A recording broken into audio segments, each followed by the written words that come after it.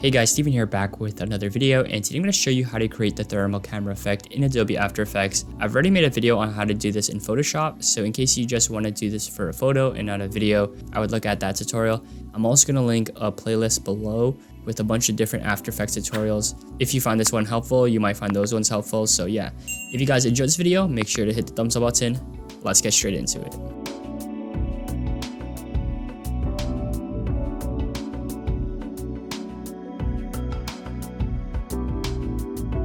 So right here we're in Adobe After Effects, and this is just a video of me in my bathroom. So I just have like a little video. The reason I chose this clip is it's going to be super easy to mask. So basically why that's important is because in this video, we're going to be masking out the background so that I'm just going to be in the frame, like there's going to be no background at all. And I'm going to show you why later on, why that's important. So first you want to copy and paste your video. So I have two right now. I'm going to hide the top one. The bottom one's going to be the background layer. So I'm going to search up Colorama. This is going to be the effect we're going to be using throughout this video. So that's going to be important. So we're going to drag it onto here. So you guys can sort of see the effect, the thermal camera effect. But we're actually going to change this particular layer, which is the background layer, to ramp blue. So it should be under output cycle. So basically the background is going to be dark blue for two reasons. One, with an actual thermal camera, not everything is, rainbow. Usually the only thing that's like a rainbow and it has that effect are, people, because it's targeting, heat energy. My wall might not have a lot of heat, So basically what we're going to be doing is we're going to mask out this layer now so that only the subject is here.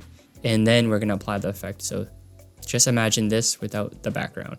So we're going to have this layer that's blue.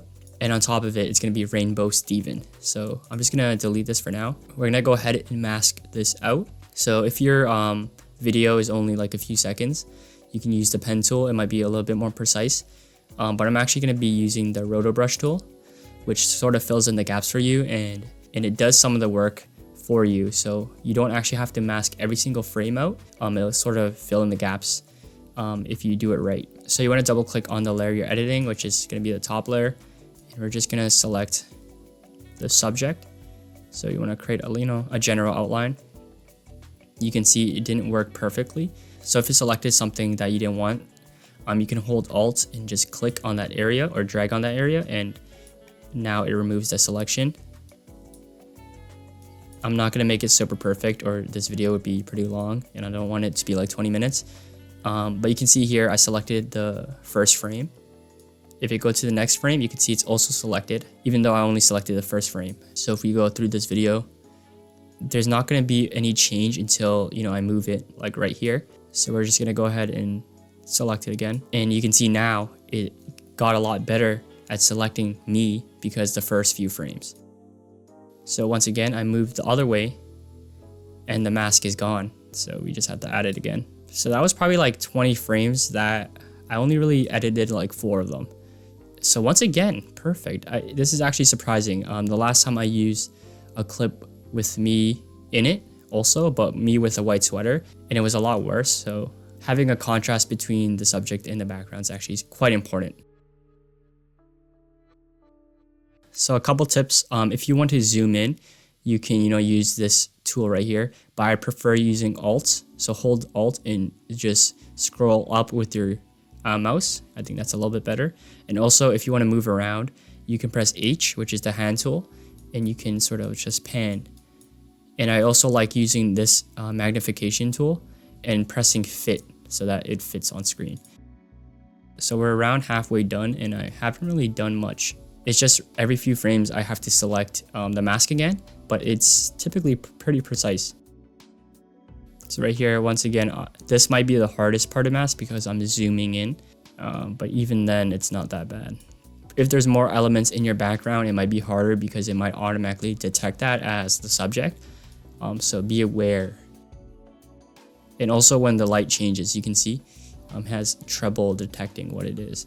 Make sure you have consistent light, consistent movement, and all that sort of stuff, because what it selects is based off your previous selections. So I think I'm pretty much done right now. So you guys can see pretty good for my first try. Obviously it's not perfect. Once you're done, you can go back to the original composition layer. You can see I obviously messed up, and it's also on quarter quality so that the playback's a little bit faster. So that's why it looks really distorted. But you can actually just go back if there's any, mistakes. So you can see maybe this is a little bit too big. So I'll just remove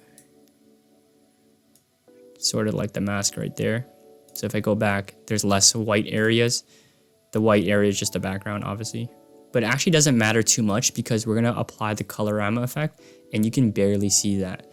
So I'm going to go back on quarter quality because my laptop's not that good. And you can sort of see the effect in action. And you can see right here, I didn't, mask it out. So that's a mistake. So I'm going to go ahead and mask it. And if we come back, it's a little bit better.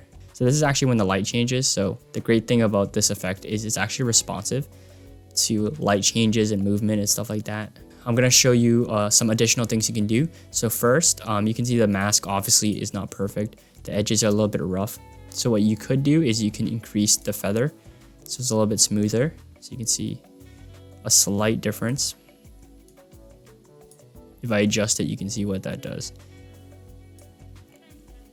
And also you can change the colors, obviously. So if you go to output cycle, I believe this is hue cycle. I think that's the preset. But you can make some colors smaller. You can change the position of the colors. So right now green is where the face is. So if you just put yellow there, it obviously changes what's there. So right now it's a little bit too much orange. So we can just take up more orange and replace it with red or something like that. You can also add a new color by clicking on the wheel, adding it. Let's just say you want to move around the colors, but you don't want to necessarily move red all the way here and just switch it around. You can just change the phase shift under input phase and it just cycles through the colors. I think I liked what it was before. So I just went back to hue cycle and I just like it a little bit more with red. Everything else is fine. You can also increase the cycle repetitions, which basically adds more depth to the actual color. So you can see what this does. This is how they create like the LSD trippy GIFs that you may see. I think it's a little bit overboard, but it depends on, the clip you're using. You can also blend it with the original. So you can see what that does. I would do that a little bit just because the colors are standing out a little bit too much. So if you don't want it too bright, you can do that. You can also just go to levels, add it to your clip. And by doing this, you can actually adjust the white and black colors. So if you just shift this slider right here, all the blacks turn a little bit gray, like they get lighter.